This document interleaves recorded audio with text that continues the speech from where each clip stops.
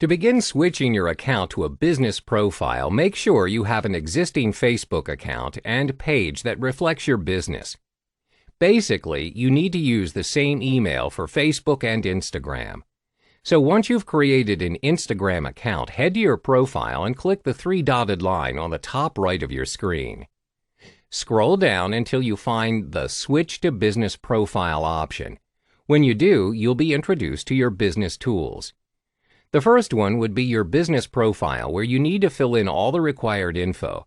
But if your Facebook page already has the necessary info, it will be imported from it instead. When you've filled in all the fields, your business profile will be filled with call to action buttons. This will make it easier for your followers to contact you directly.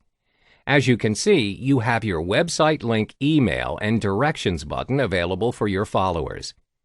Next is Insight. This feature helps you to detect which content you posted has the highest impressions, reach, engagement, and saved.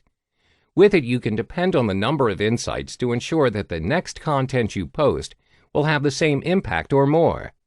The final tool is Promotion, also known as Instagram Ads, which we will cover in the next module.